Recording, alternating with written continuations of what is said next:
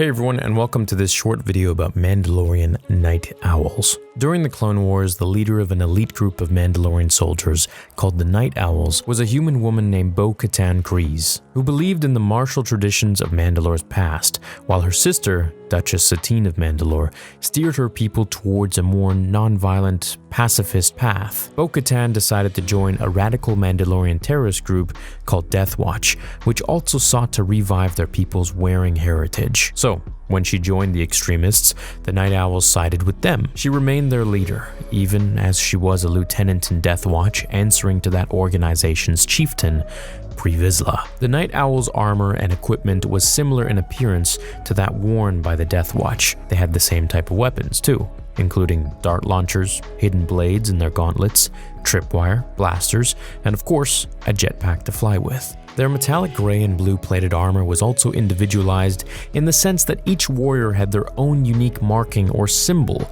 placed somewhere on their metal covering. The new peaceful Mandalorians, under Katan's sister's authority, exiled Death Watch from the Mandalorian system. But when the banished warriors encountered the former Sith Lord, Darth Maul, and his brother Savage Opress, both Vizsla and Kryze plotted with the non-Sith to retake Mandalore. Maul united several criminal organizations under him that he would call the Shadow Collective, and allied them with the Night Owls and Death Watch as they overthrew Duchess Satine and her government. However, soon after, Maul challenged Vizsla, killing the Death Watch leader and taking the Mandalorian throne for himself. However, Bo Katan refused to recognize Maul's rule, and so her Night Owls split in two, between those loyal to her and the rest who embraced the Zabrak assassin's vision for Mandalore. This really led to the formation of the Mandalorian resistance and erupted the planet into civil war. Now, the Night Owls who had sided with Bo Katan fought against Maul's Shadow Collective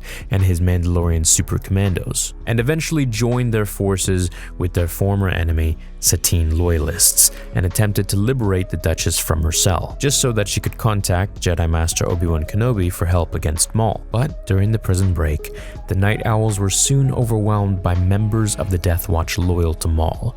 Though ultimately they were able to escape, Satine was recaptured and placed back in prison. Obi-Wan would soon come and try to save her, as Satine had been able to contact the Jedi before she was captured again. But because of Mandalore's neutrality in the Clone Wars, the Jedi could not send any reinforcements, so Obi-Wan was there on his own. The escape didn't go well, and unfortunately ended with Maul killing Satine, but the Night Owls were able to rescue Obi-Wan before he was taken to his prison. The Night Owls then, together with Obi-Wan, fought a massive battle in the capital city, Sundari, against Maul's super commandos, and were eventually able to fight their way to a starship and get Obi-Wan off Mandalore, so that he could return to the Republic and inform them about the situation. Reinforcements from the Republic would first arrive a year later. They laid siege to the planet and drove Maul's forces off the homeworld of the Mandalorians. Bo Katan was then made Lady of House Kryze and Regent of Mandalore, a position she only held for a short time,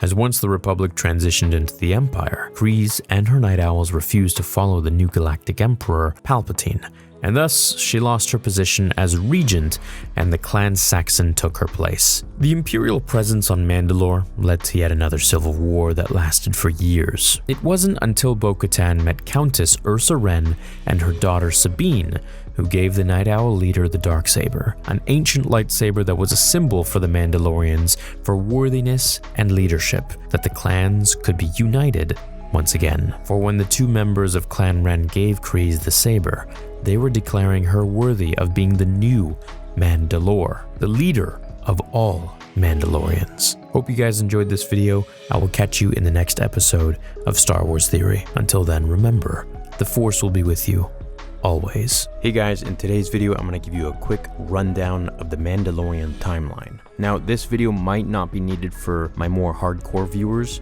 However, if you are one of them, thank you for watching. Please stay and let me know if I missed anything. Now, that being said, this is intended to clear up a bit of confusion to some of you who are more casual Star Wars fans in regards to where the Mandalorian fits in the overall Star Wars timeline relative to the movies. The Mandalorian takes place on the fringes of the galaxy and is a slick space western with a very lone wolf and cub inspired feel about it when it comes to the main character and Baby Yoda. We have also seen stormtroopers in dirty beat-up armor working for the client that sent our bounty hunter hero to find the cute little green youngling in the first place. But we also know from some of the conversations the Mando has had with the bounty hunter guild representative Grief Karga that the Empire is gone and all there is left of them are mercenaries and warlords. The New Republic has also been mentioned. So, where the heck are we? How can there be stormtroopers if the Empire is gone?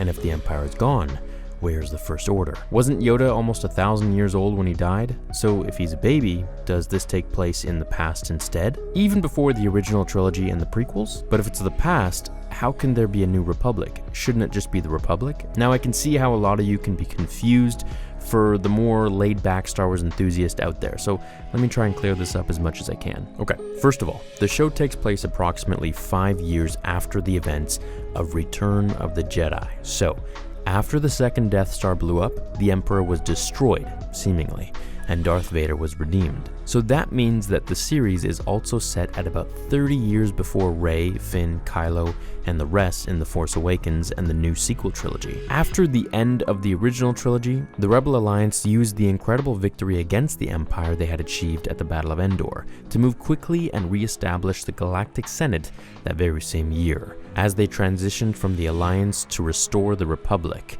the New Republic. But rather than placing their new galactic government on Coruscant as the former Republic and the Empire had done, the New Republic first assembled their government on the planet Chandrila, the home of Chancellor Mon Mothma. As they held the galactic core, the New Republic military forces were able to topple the Empire and push the remnant of the Imperials outwards towards the Outer Rim worlds, which is the part of space our Mandalorian bounty hunter spends most of his time at. Though a large number of the Imperial forces also receded into the unknown regions, it was there where they would reform later into the First Order. It's a very chaotic time. The rising New Republic is still trying to consolidate and cement its power in the galaxy, while still dealing with the Imperial remnant and other new separatist factions that have popped up to challenge their authority. Werner Herzog's character, who is the client that wants Baby Yoda, is part of, or at least working for, the Imperial remnant.